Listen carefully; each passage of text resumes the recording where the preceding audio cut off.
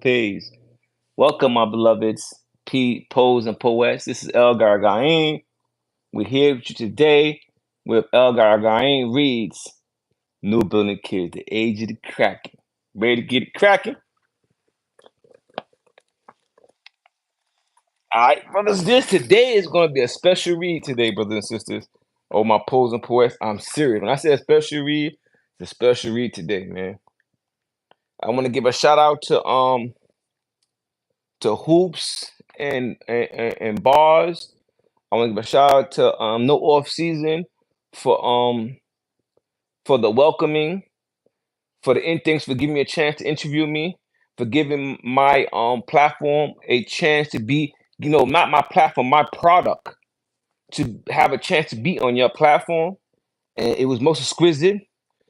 I would say that the environment that y'all put me in, the mental space and emotional space that y'all had me surrounded with was all love, and I appreciate that. Thanks, brother. Still, keep it going, keep it climbing, man. 'Cause y'all got nothing but good work going on over there. Word. That's at Bars and Hoops. All right, I'm looking for the book right now. Give me a second, pull it up for y'all. This will be a long read too, man. So be patient with me.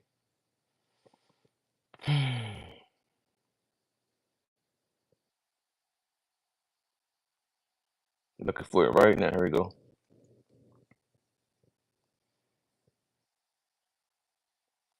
All right, we're going on chapter 6. And this chapter is called Biltmore. Biltmore Ballroom. Biltmore Ballroom is this chapter.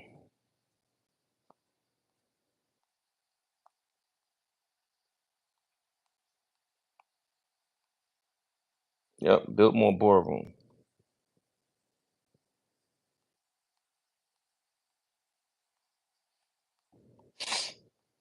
Chapter 6, Biltmore Ballroom. Here I come. Give me a second, y'all. Come on my way. This is a very exciting chapter. Yep, Biltmore Ballroom. A very exciting chapter. I'll get into it right now. Okay. Let me get my arms ready. Whew. Okay.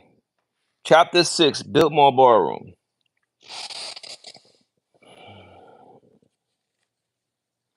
G Money had ascended to a position of influence in Troy Ave, his pockets heavy with responsibility. The re-up was his to control. The hustlers of the block looking to him for their supply. Whether it was Nurse, Big Rats, or Stammer, known in the streets as Big Dave, the demand was unceasing. They all wanted a piece of the action, but G-Money only copped from those he trusted, those who always had the good. The disappearance of Bush left a vacancy in the control of the nail spot. A hustle that was cracking out at least two big eights nightly. Although it only peddled dimes, the consistent cash flow it generated was indispensable. Indian, his hands already full with the cocaine spot, bestowed this opportunity onto G Money.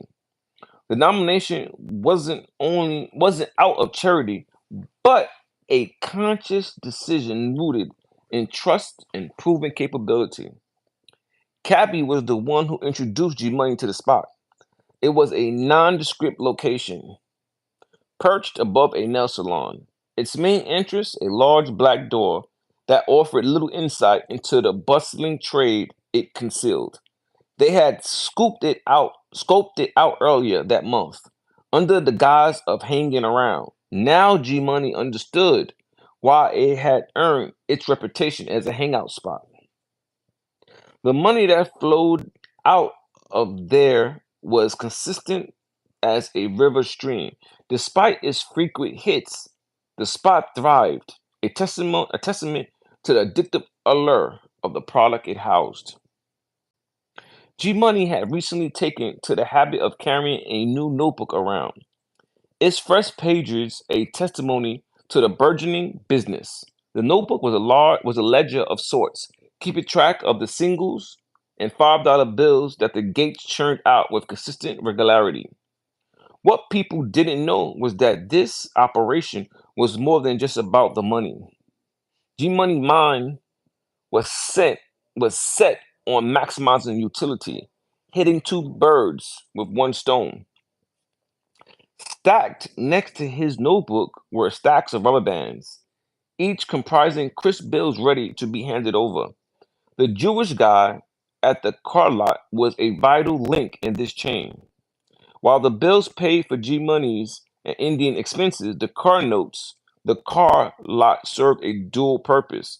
It was also their money laundering spot. They walked in with dirty money and walked out with clean bills, a new car, and untraceable wealth. One day, G Money rolled up to the spot in a cream square 87 Maxima, a brown rag top adorning its fame. This was more than just a car, it was a symbol of his growing influence. This was around the time G Money began taking initiative in the recruiting process. He slowly replaced the workers with his boys from Flatbush, a strategic move that offered greater control and trust. G Money's initiative extended beyond satisfying staffing decisions. As the man in charge of the weight, he had a scheme that only Indian knew about. On nights when the spot was buzzing, he would slip in a six deuce, 62 grams of pure profit. The rest, including the crew from Flatbush, remained blissfully ignorant. If they knew, G Money would have been on the hook for double the payout. But as it stood, this stealthy move lined his pockets with a couple of extra $1,000. Fast money that no one but Indian knew about. Midsummer in Flatbush was a time of crisp shirt sets and travel fox sandals, especially for Indian and G Money. These two were rarely seen on the block unless their girls were hanging onto their arms. Their absence in the hood was strategic, a deliberate move that allowed them to cultivate influence and fear in other territories. They became spectral figures of the summer, making appearances only to reaffirm their status, then disappearing as quickly as they came. Those who saw Indian and G Money in their slick outfits and travel footwear knew it was a sign of Badman business. Barely anyone dared to challenge them. To do so was like inviting death to dine at their door. The ominous aura they carried made their presence felt even when they weren't physically around. Meanwhile, Matarenkins was becoming the heartbeat of the summer. His track Miara Dan was blaring from every speaker in the neighborhood. But Mata didn't limit himself to chatting. He was a singer, too. And not just any singer, but one whose voice could melt the coldest hearts. His nickname, the Fox, said it all. Troy Ave was home to a club owned by Mike and Aaron, possibly called Pauline's. It was here that Mata would unleash his musical powers. He'd step into that club and the whole place would come alive. His voice, powerful and hypnotic, would echo through the room, reducing the walls to mere spectators in his performance. His rendition of Miata Dan would have the crowd banging on the walls, the energy threatening to bring the whole place down until the song faded out. The weekend was upon them, and a trip to the reggae lounge was in order. Indian, the silent master of grand entrances, slipped into his green silk suit, collar, and cuffs, accented in plush black leather. It clung to his body like a second skin, amplifying the commanding presence that already radiated from him. G Money, on the other hand, had a date with Lenny's on Utica and Union. Lenny was the magician behind their sartorial splendor. He sized up G Money for a custom yellow and black leather trimmed short set. The fit was flawless, tailored perfectly to G Money's physique. As G Money inspected his reflection in the mirror, he couldn't help but smirk. He looked like a grown man, powerful and ready to roll. Lenny unveiled piece de resistance, a pair of black butter leather travel fox sandals. They were a marvel, a sectoral masterpiece to match a black butter leather belt, a mesh shirt, and handkerchief, all coordinated perfectly with his outfit. Their threads were sorted out, but no assemble was complete without a fresh cut. India suggested a trip to Isaac on Utica. The place was jam-packed, but their VIP status ensured they jumped the queue. Isaac worked his magic, etching diamond-shaped designs into their hair, a declaration of their elite status. G Money was puzzled about who would dye their hair. Indian had that covered too. Little Bit, Dangerous Sisters, had offered to do the honors. G Money couldn't help but admire their dedication. The Danger Sisters didn't just dress them in high fashion, they transformed them into living, breathing fashion icons. It was as if they were sculpted by the gods of style themselves. As the dust descended and the city lights began to sparkle, G Money India rode up on the scene like Don Gargans, a force that couldn't be stopped. A hush fell over the crowd, replaced by low whispers and sideways glances as they stepped out of their gleaming cars. They were the epitome of urban elegance, silky dons in their sectoral splendor. Indian Dawn, the latest link chain and a sizable bangle, fresh from the jeweler's display. G Money, the flashy counterpart, sported two hefty rope chains, each adorned with an imposing dollar sign and a 3D eagle pendant. His left ear sparkled with a diamond ruby butterfly earring. Both his wrists were graced with bangles, and his pinkies flashed with diamond rings. The aroma of pure skunk raced through the air, intertwining with the bittersweet smell of red stripe, the chosen drink of the Charles crew. Unlike his companions, Mata neither smoked nor drank. He was he was intoxicated by the limelight. That was his vice. Their rival was militant, coordinated, and powerful. The first stop was the hut. Then they swung by Trinity Hall before crashing the Biltmore Ballroom. Mata, fearless as ever, led the way despite the memory of last year's shots ringing in their ears. As they tried to enter, G Money was stopped. Deemed too young, but Mata, always the fixer, pulled out a swollen wad of bills, peeling off 100, just like that. G Money was in. They were at Barry G's party bashment from Sterling. And when Fixie and light skinned Courtney laid eyes on G Money Indian, they were awestruck. The audacity and confidence of G Money and Indian was staggering. They simply posed off, not even bothering with a greeting, a testament to the raw, unapologetic power they commanded. Back to the grind. The hustle never stopped.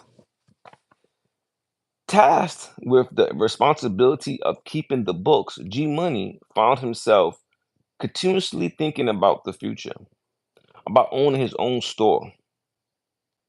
One day, India and G Money told Mata's sister, Jacqueline, a single mother of three sons and a daughter, it was her boyfriend that got shot in the bush.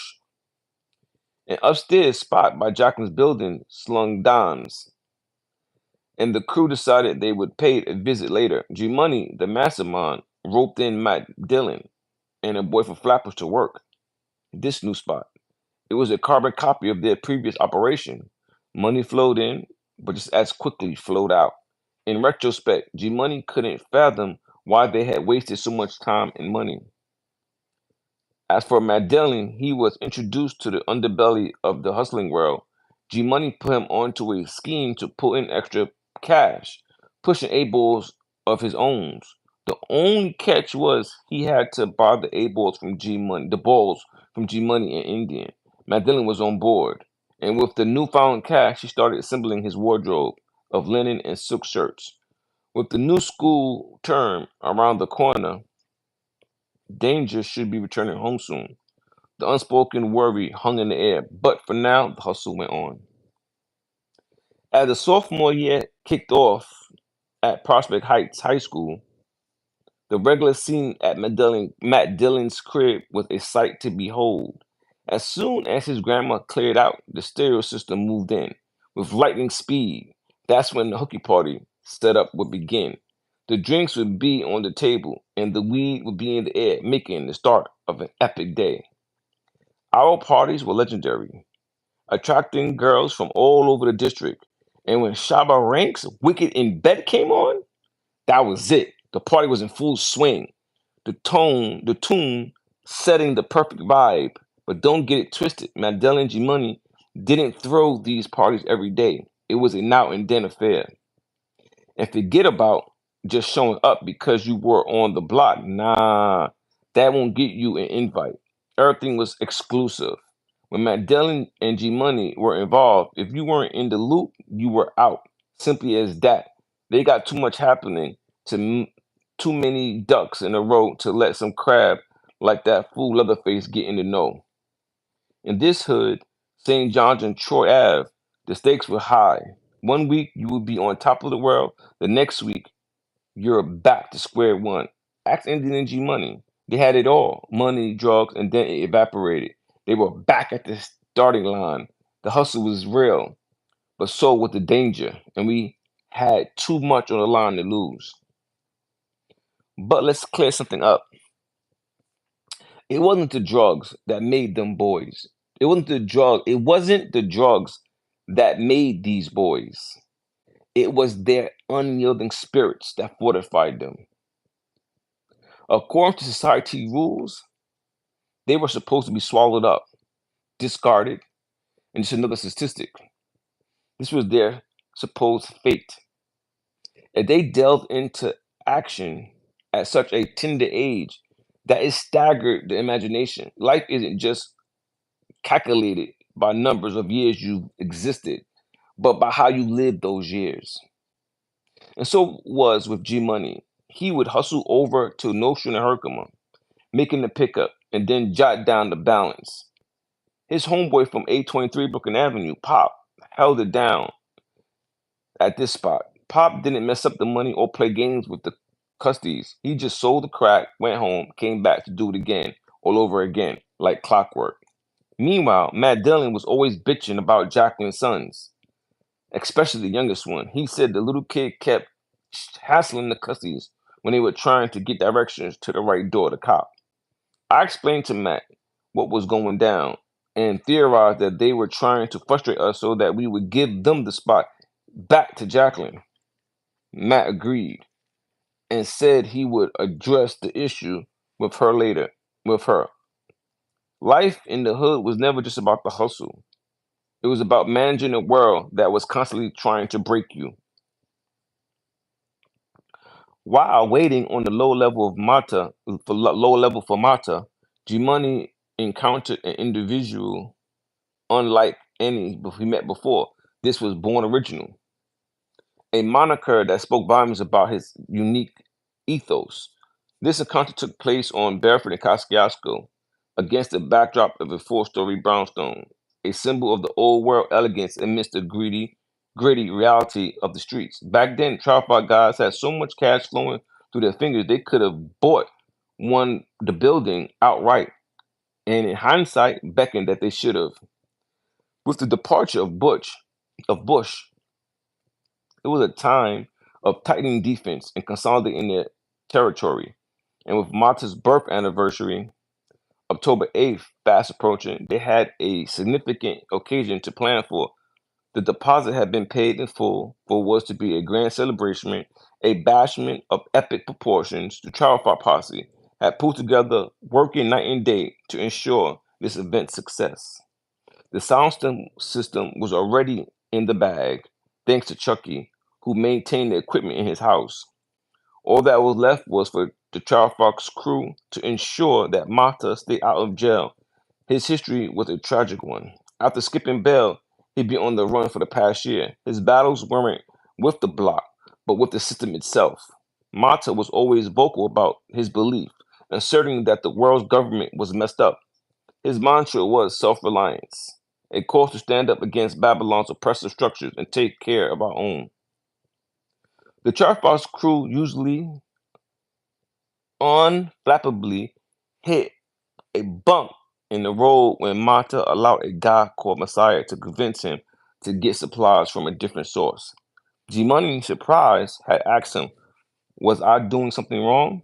Mata simply brushed it off, stating he just wanted to explore if they could strike a better deal elsewhere. The only logical response was to propose a counteroffer. They should ask their current supplier if they could match Messiah's promised prices. However, Mata was obstinate. He had made up his mind. Thus, Messiah stated was slated to swing by the house, and G Money was expected to fork over 10K from their stash to this new player.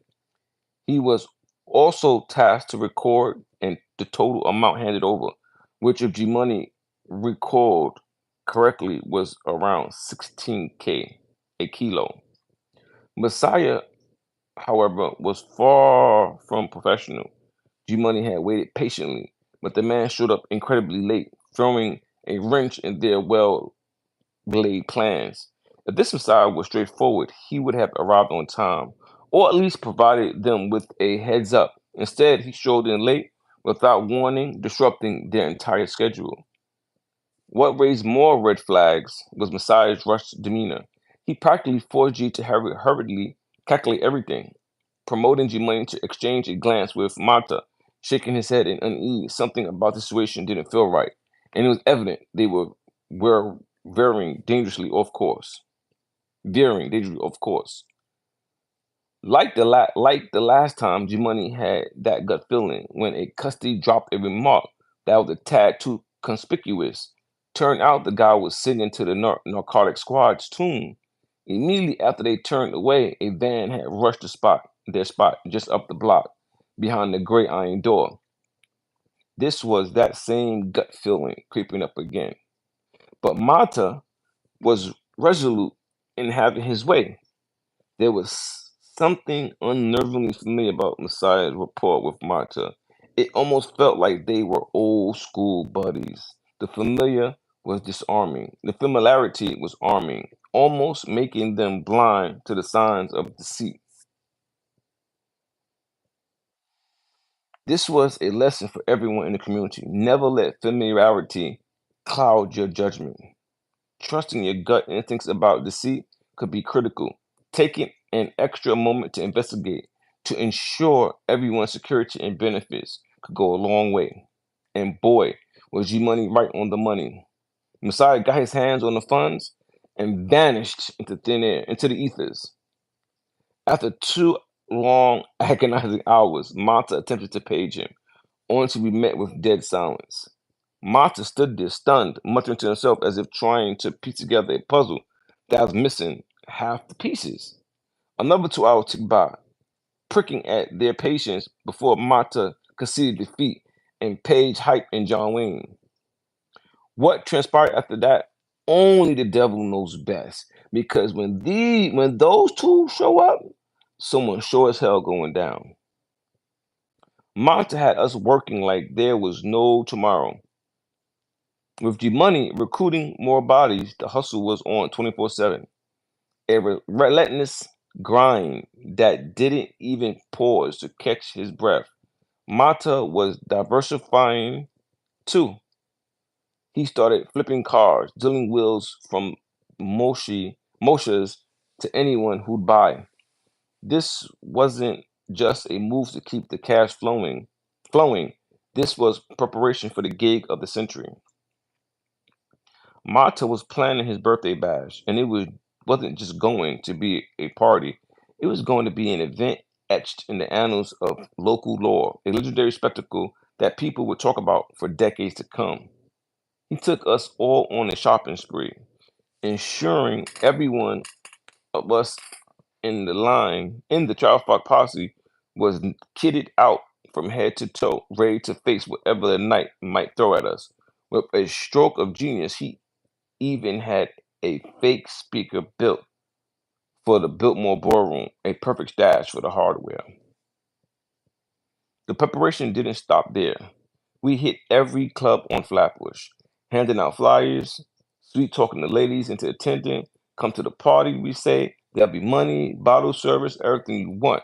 The girls from Rutland Road Church were down immediately. Wheelchair Sean was put on recruitment duty, and he enlisted his sister to pull girls in for free, promising them payment for their efforts. The anticipation was building. The momentum was unstoppable. This was the hustle in its purest form. At the center of it all was Mata, orchestrating everything with a level of precision that was nothing short of awe-inspiring. Indian was a colorful character, cruising up and down Bed-Stuy in his shiny Honda, blasting a New Jack City hit, "Life is What You Make It." It was a New York City hit. "Life is What You Make It." Loud enough for the whole neighborhood to hear, smooth as silk. He'd pull up on the prettiest girl, handing them flyers and charming them into attending Martha's party, promising them no cover charge. His charm offensive extended to Bronzeville, East New York, and even up to Canarsie. Mata, meanwhile, had transformed Flatbush and Church Avenue into his personal billboard, plastering posters everywhere, advertisements that screamed of the legendary party to come. His promotional campaign wouldn't stop at the local clubs, the Attic, and the Hut either. In fact, his ambitions were so lofty he even attempted to secure a float for the Labor Day parade, though it was too late to get. On the day of the parade, G Money was hanging out on Troy Ave in St. John when he spotted Kermika, his sixth grade sweetheart. The sight of her was a surprise, and the revelation that she was Jamaican even more so. Undeterred, he charmed her into attending Mata's October birthday bash at Biltmore Ballroom, promising her a night of unbridled fun and luxury. Kamika, thrilled by the invitation, agreed to bring all her friends on the condition that G Money would spend some time with her at the event. G Money, ever the smooth talker, promised her the world, all in an effort to ensure she graced the party with her presence. Labor Day had proved to be a promotional boom. Now it was crunch time. G Money had to step back from the sleazeless partying, ensuring that everything was on point to keep the cash flowing at the event. He knew that Charles Fox couldn't afford another stumble, so they were meticulously dotting the I's and crossing the T's. Meanwhile, a newcomer had moved into Charles' building on the second floor. His name was Winston, just like his son. The father had the aura of a hustler, while the son tried to be cool but lacked heart. He hung around with folks who generally stayed out of trouble.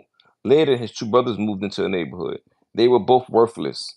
Frankie Boo insisted they were his cousins, but the reality was a weak man is always weak, regardless of who he is related to. The twins were a study in contrast, one tall, the other short. The tall one, desperate to fit in, couldn't fight and lacked courage. The block dubbed him Leatherface due to the burn scars memeing his face. This was all after Charles Fox movement, and there was no way they would let a joker like him in. They didn't even let Ms. Lowe in the loop. It was a tough neighborhood, but they had their own standards, and everyone had to play their part. Charles Fox had another brother in the mix, a cat named Vibes Carrier. Vibes wasn't just any ordinary Joe. He had been signed by light skinned Courtney from Sterling.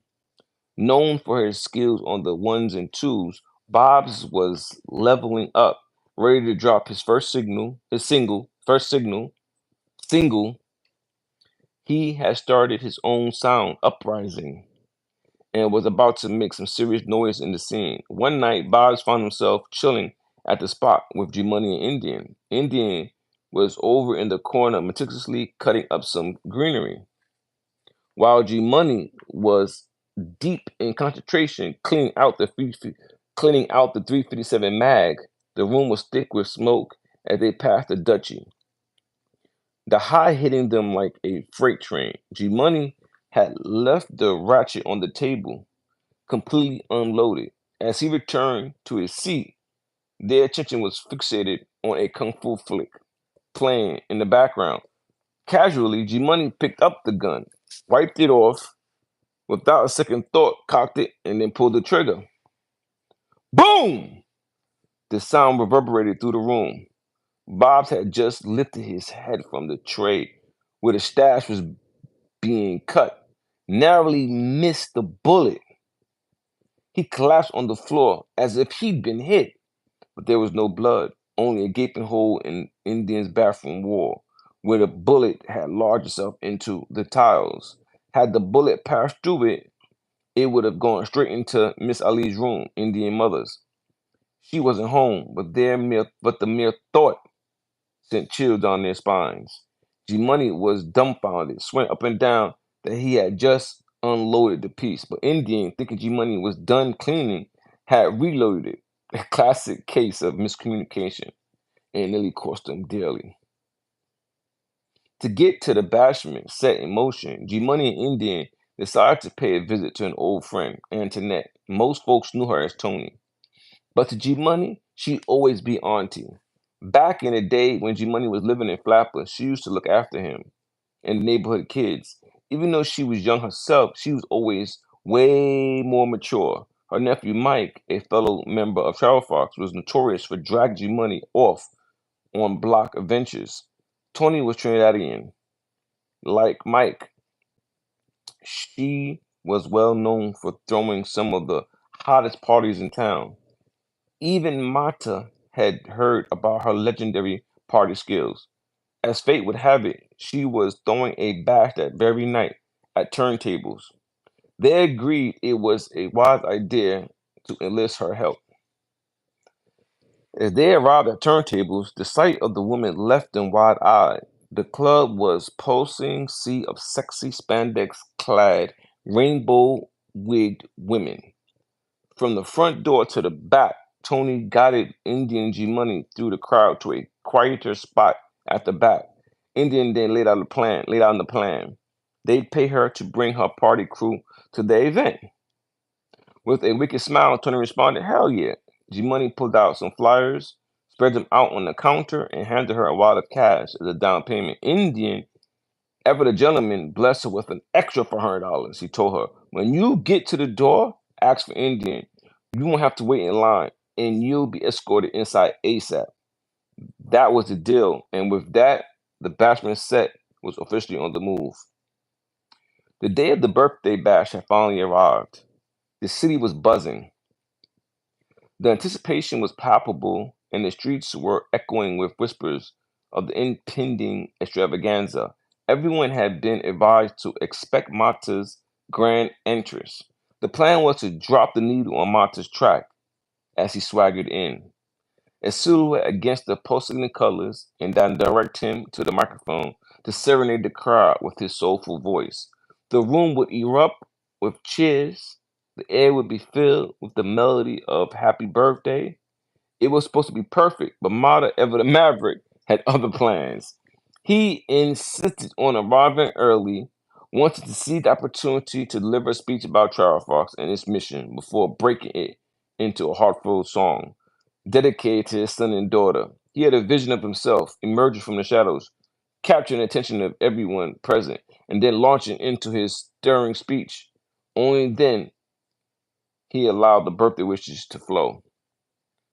The ballroom was abuzz with activity. The smoking aroma of delicious food filled the air, a symphony of flavors waiting to be unleashed. The liquor had arrived, its amber glowing, reflecting off the crystalline glasses. The stair equipment was set up. Light skinned Chucky had already got the room thumbing with his beats. The clock struck 7. Indian was getting dressed while G Money was caught in a tussle with Tisha over his party attire. G Money G Money was adamant about ditching the clothes Monte had selected, preferring instead to wear the outfit Tisha had brought him for his birthday. Tisha was not backing down. and the tug of war continued. It was shaping up to be a night to be remembered. As the glimmering night descended upon the city, the clock struck 8. G Money, draped in his finest, watched in disbelief as Mata strutted around the room, barking commands at everyone, like a maestro in his orchestra. Time seemed to be racing as members of the crew trickled in. The room gaining momentum with each tick. By 10 p.m., the atmosphere was electric. G Money was pacing back and forth, his unease masked by the veneer of masked by the cool veneer of his slick attire. He found refuge by the bar, joining an Indian who was nursing a red stripe. Their attire dripped in silk and swagger. DJ Chucky, the puppet master of sounds, was fine-tuning the vibes, his beats echoing the pulse of the night. The team was all there except for Danger and Bush. The absence was felt, but G Money shrugged it off, knowing there would be other grand times for the gods to gather. Suddenly, a wave of commotion rippled through the crowd. SWAT squad. Vehicles had barricaded the block. Their flashing lights splintered the night. A blonde-haired bounty hunter was calling the shots, turning the place upside down. He was adamant no one was to come in nor leave. He waved a picture in the air like a burning flag. The face of Mata splashed across it. Panic filled the air as someone bolted to warn Mata. But it was too late. The next moment, like a scene from a movie, a scene torn from a movie, Mata was being escorted out by the bounty hunter, cuffs binding his wrists. The night had taken an unexpected turn, and the grandeur party was suddenly thrust into chaos. Yeah, man, that was chapter 6. Tune in, man. Tune in. Tune in. This is Gara Gayn Reads. No Billing Kids, age of the Kraken, man. This is the age of the Kraken. Let me give y'all a heads up, man, about this Kraken, man. Now, mind you, man, this was the summer of 1989. What? What? 1989 was like a fine bottle of wine. I'm telling you, yo. 1989 summer was so lit. When I say it was lit, yo, it was like the atmosphere going down St. John from the new buildings to Troy Ave it was like magic every time I came outside, yo. Every time me and Indy would jump in the Honda and we be playing the record. She, she, she. Shotgun in her buggy. She might shoot you with it. Bum bum. And then life is what you make it. Oh, darling, my dear. Yo, it was so many tunes and like hip hop didn't even exist to us no more at that time. It's like all the girls in the community were wearing spandex, colorful wigs, big knocker earrings, big colorful rose earrings, dongles everywhere in their legs. Everybody was dressing like a peer, like they was from like it looked like little Jamaica, little Trini on St. John, on Stern Schenectady, on Stern Utica. It was like a little Caribbean, Lincoln and Troy. And yo, it was so the sun even shined different at that time, yo. And it was like it's like God just opened up the portal of existence over us and let prosperity shine. You don't see that kind of prosperity now over there or in the hood as much. But at that time, man, and look at this. You had a man named Mata Rankins, a Trinidadian. Yo, this Belgian was super militant. Yo, they referred to themselves as sadists. You know what I mean? Cold-hearted. But he wasn't just cold-hearted. He was cold-hearted against the system of capitalism. He refused to accept the traditional idea of education in America and the upbringing of American ways. He was staunchly against that. And he showed that in everything he did as a straight up. He was classified as what you call an urban terrorist. Literally. But the thing was, he was a businessman. A businessman. Yo, he showed G Money what it was like to make illicit funds, but take it and turn it into lucrative businesses where you could put your peoples in positions of authority and run these businesses for the civilian like and for non-civilian like, and to allow the civilian population to prosper with that illicit monies that was being made at that time. People don't think like that, man. That's business. This is why I say it's a unique situation we have with the crack cocaine epidemic in America because it bordered all the Caribbeans. It bordered the Latino community or Hispanic community as the suppliers to the Caribbean communities, and the Caribbean community suppliers to the community as customers, addicted addicts, and other local drug dealers. So it was like a, and it all came from, you would say, the government allowing the drugs into the community, targeting us, targeting the youth. You see, and the Polo Posse was their attempt at fighting back at those drugs. See, people like Mata, we didn't have to fight him back. See, that's what made it so lit for G Light or G Money. It made it lit for him because he when he came from the Polo Posse, remember he was fighting the system, fighting the drug lords, fighting crack cocaine and this addictive, destructive behaviors. So now when he came with Travel Fox, he was being schooled to read books like Communist Manifesto, to read books like The Red Book by Mao. You see what I'm saying? So he was being taught to read books by Stalin and Lenin by Mata. Mata was telling him about books, like all kind of books, like these are the books you need to be reading.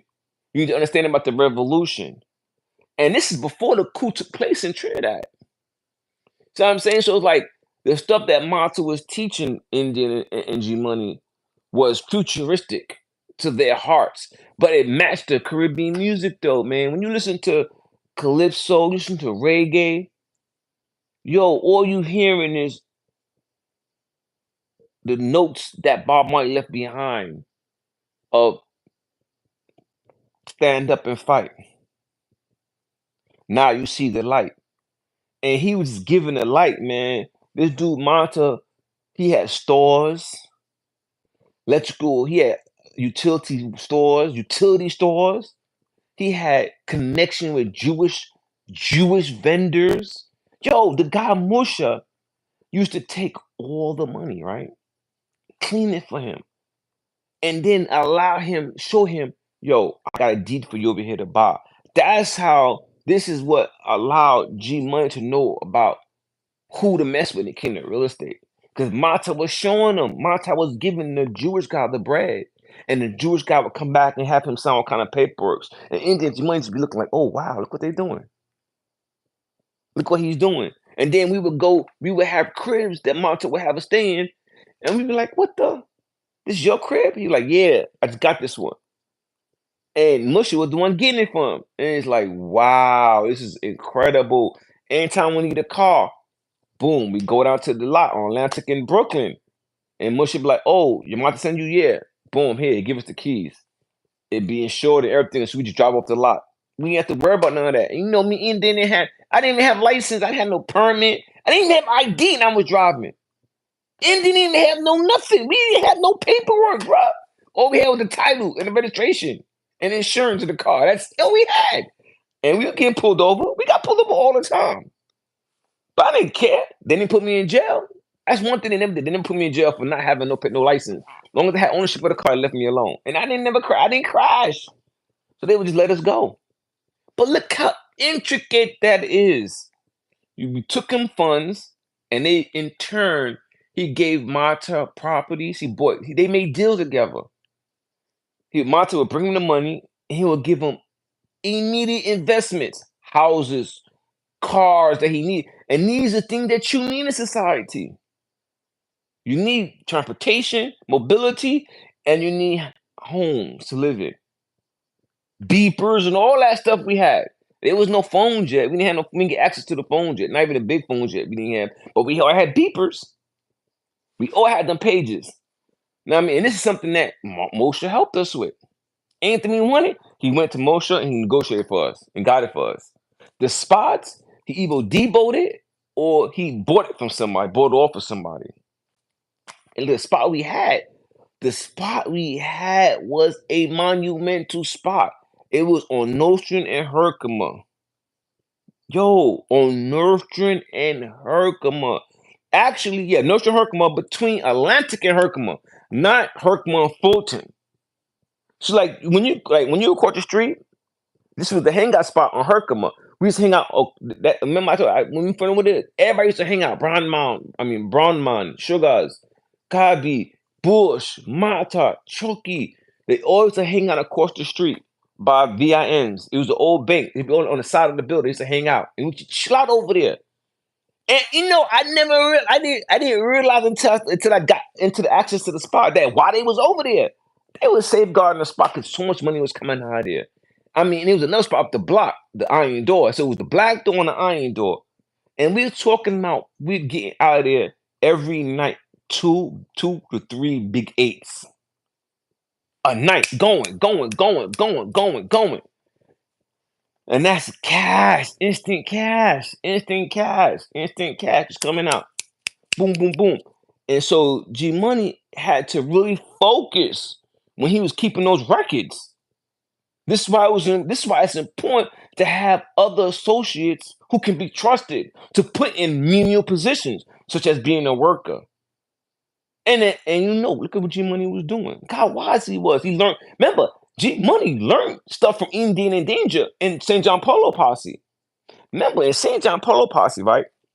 Indian and Danger, Pupa Danger, had taught G Money how to go to the spot on Stern Schenectady, working for Dean, who used to work for for Barry G and Crichton and them. You know what I mean? He used to take the bundle of 500 bundle of dope, stash it in his. It was a coke or dope. I think it was coke.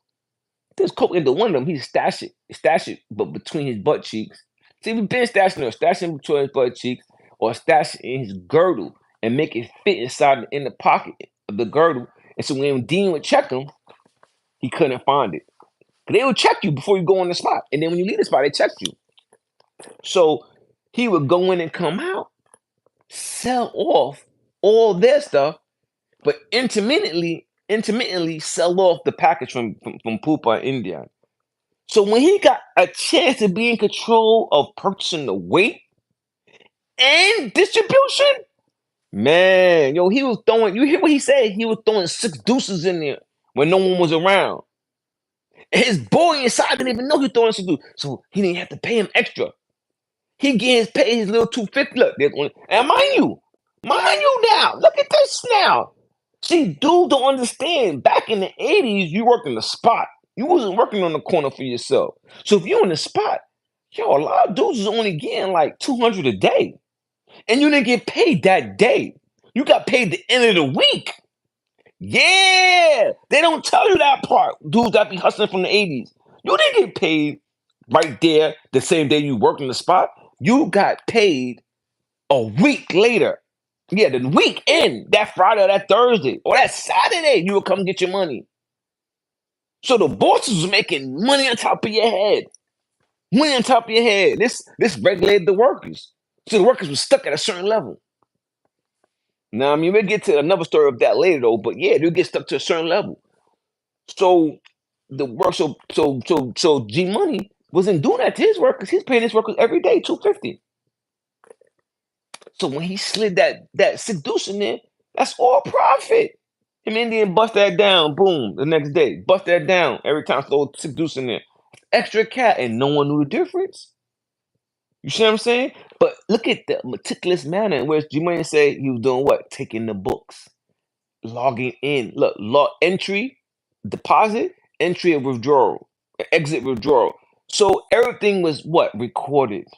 That is so important when you run a business, man. How to keep the books. How to keep the books, man. So this book, man, That chapter was loaded. And you see how grimy Messiah was, right? And that was my childhood friend. And we come to find out, yo, he took the 10K, 16K and boated. He boated with the 10K. When that was 16K, actually boated with it and didn't come back. And we ain't see that dude ever since, yo. You know what I mean? Because you know he sent somebody after that boy, and we ain't see that boy ever since. No communicator at all. But yeah, man. But after a while, man, I mean, it's like you were urban terrorist. You get treated like an urban terrorist, and what they did, they dip him. He got deported. He got deported back to Trinidad. If he alive now, I don't know, man. But yo, thank you, Marta, for the jewels you gave Indian G Money and Poopa Danger when you was with them, man. Cause them dudes learned a lot from you, man. And they looked up to you. They really looked up to you and they learned so much from you, man. So with that, man, this is Gara Gayn, Reeves, New Building Kids, Age of the Kraken. See y'all dudes tomorrow. I hope y'all enjoyed the read. It should be posted up for the regular viewing. Yo, man, make sure y'all share this viewing, man. Let the people understand this is a revolution. This is not a revolution. This is an evolution. This is the this is evolution, and we need to evolve to the point where we reach eventual perfection. You understand? So our evolution is not just another stage, but to reach eventual perfection. And that's what it takes. This is what we need. We need growth from the wisdom that we experience, not from tall tales that never happened, but from tales that were tall because the accomplishments the brothers achieved. Those are the tall tales we need. They are tales, but tall because of achievement, not tall because you just running your mouth. Telling us about, oh yeah, I did this, I did that, I did that. But right now, as you stand, you're not doing anything of that sort that you're talking about. See, you can't be braggadocious about the past, saying you did all that, you did this, but then right now you have no working plans to offset us to get those kind of finances or situations or economic issues, situations to put us in a good light, like you're talking of the past. It got to be consistent. This is how you can judge brothers, your brother. Sisters, you could judge your boyfriends. You could judge those who are with you as your friends and they want to borrow money from you and all that. You know what I mean? Sometimes you gotta really not scam, but scan situations with geometry. And that's where the physics come in. Use physics, use the laws of physics that you're learning to determine the proportion of ratio of receive and give and utility when you're working business with your peers. Because a lot of them, they're not into reciprocation. They're not into really developmenting. They're into taking care of themselves, feeding their own ego, feeding their own mouth, and then let it crash once they get what they want. And it's what you see with all our brothers and sisters that make it.